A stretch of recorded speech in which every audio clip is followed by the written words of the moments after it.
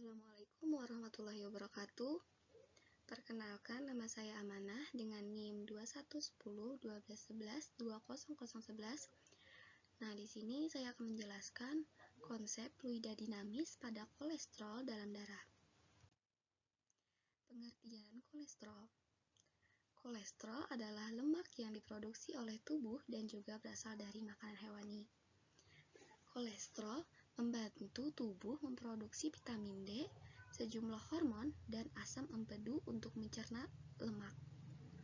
Gejala dari kolesterol biasanya baru akan muncul ketika kondisi ini sudah mempengaruhi peredaran darah, seperti leher terasa kaku, mudah lelah, hingga sering kesemutan, atau bahkan saat sudah timbul komplikasi. Kondisi ini tidak boleh diabaikan. Pasalnya, kolesterol tubuh yang tinggi bisa menyebabkan komplikasi yang serius seperti stroke hingga penyakit jantung. Di dalam darah, kolesterol dibawa oleh protein. Gabungan keduanya disebut dengan lipoprotein. Dua jenis utama lipoprotein adalah, seperti terlihat pada gambar itu. Yang pertama itu ada low density lipoprotein atau LDL. Tugas dari LDL adalah mengangkut kolesterol dari organ hati ke sel-sel yang membutuhkan. Namun, jika jumlah kolesterol tersebut melebihi kebutuhan, maka dapat mengendap pada dinding-dinding arteri yang menyebabkan penyakit. Nah, yang kedua itu high density lipoprotein atau HDL. Tugas HDL adalah untuk mengangkut kolesterol kembali ke dalam organ hati sebagai kebalikan dari LDL. Dalam hati, kolesterol akan dihancurkan atau dikeluarkan oleh tubuh melalui fases atau kotoran. Ini ada konsep fluida dinamis pada kolesterol. Oke, yang pertama itu ada viskositas. Ketika kita mempelajari fluida, viskositas akan dianggap tidak ada, padahal dalam kenyataannya fluida memiliki viskositas. Viskositas berperan seperti gesekan di antara lapisan-lapisan fluida yang bergerak pada kecepatan-kecepatan yang sedikit berbeda, sehingga perbedaan tekanan di antara kedua ujung tabung harus ada untuk menghasilkan aliran yang stabil bagi fluida. Contohnya itu seperti air, minyak di dalam pipa, atau darah di dalam sistem peredaran darah manusia.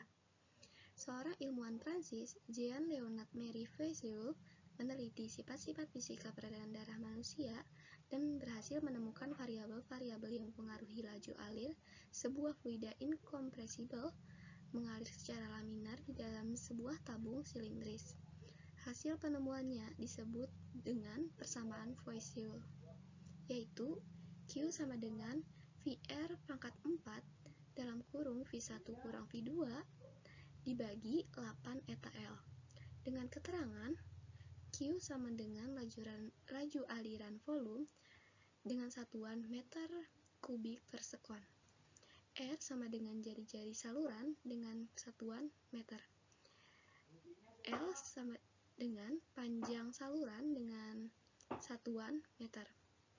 V1 kurang V2 sama dengan selisih tekanan di antara kedua ujung saluran dengan satuan N per M kuadrat. Eta sama dengan kekentalan darah. Penyakit stroke sangat ditakuti setiap orang karena akibat yang ditimbulkan sangat mengerikan, mulai dari kelumpuhan sebagian organ, koma, sampai kepada kematian. Oleh karena itu, banyak upaya yang dilakukan orang untuk menjaga tekanan darahnya agar tetap normal, atau paling tidak jangan terlalu jauh di atas normal.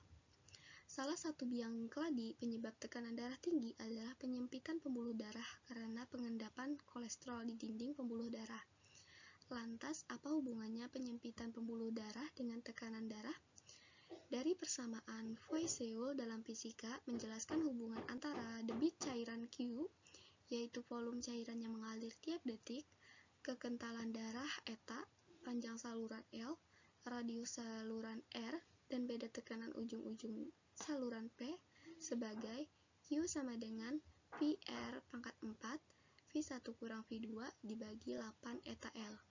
Dari persamaan di atas, untuk menjaga kondisi setiap sel dalam tubuh tetap sehat, diperlukan pasokan gizi dan oksigen yang dibawa oleh darah dalam jumlah yang cukup. Oleh karena itu, debit aliran darah Q dijaga tetap. Tubuh kita secara alamiah akan melakukan itu. Jika kekentalan darah eta tidak berubah, demikian juga panjang pembuluh darah L, maka ketika radius pembuluh darah R mengecil karena mengalami penyempitan, dari rumus tadi kelihatan bahwa tekanan darah P akan naik. Nah, yang kedua itu adalah hukum kontinuitas. Hukum kontinuitas adalah suatu aliran zat cair yang terjadi apabila suatu zat cair mengalir tidak kompresibel secara kontinu melalui saluran terbuka atau pipa. Dengan catatan penampang aliran bisa konstan atau tidak konstan. Sehingga volume suatu zat cair yang melalui pipa tiap satuan waktu sama pada semua penampang. Secara matematik, kontinuitas dapat dituliskan sebagai berikut. Q1 sama dengan Q2 sama dengan Q3 atau sigma Q sama dengan 0. Keterangan Q sama dengan debit. Artinya, debit air yang mengalir dari sebuah pipa selalu sama walaupun dengan ukuran yang lebih kecil, sehingga volume air dapat dihitung dengan mengalihkan luas penampang pada pipa dengan panjang pipa, atau V sama dengan A kali L. Q sama dengan A per T. Dari persamaan debit di atas menjadi panjang pipa yang dilalui air dapat dihitung dengan kecepatan air yang dikalikan dengan waktu, atau kecepatan adalah panjang pipa dibagi waktu. Persamaan debit dalam kontinuitas sendiri dapat dituliskan dengan rumus A1 dikali V1 sama dengan A2 dikali V2 sama dengan A3 dikali V3. Nah, berdasarkan hukum kontinuitas di atas, diketahui saat kolesterol dalam darah melebihi batas aman dalam jangka waktu yang lama, kolesterol lama-lama akan membentuk plak di pembuluh darah. Plak dari penumpukan LDL atau kolesterol jahat yang berada di arteri kecil jantung akan membuat pembuluh darah menyempit dan kaku, atau aterosklerosis. Akibatnya, aliran darah ke seluruh tubuh ataupun jantung menjadi terganggu. Hal ini membuat organ atau jaringan mengalami hambatan dalam mendapatkan suplai darah yang mengandung nutrisi dan oksigen. Padahal, keduanya sangat diperlukan agar setiap organ mampu menjalankan fungsinya. Nah, akibatnya tubuh jadi cepat lelah. Nah, di sini ada gambar pembuluh darah normal dan penyempitan pembuluh darah, di mana pada penyempitan pembuluh darah itu terdapat plak. Plak itu adalah lapisan yang melengket, sehingga membuat pembuluh darah itu menjadi menyempit. Nah, sekian dari penjelasan saya.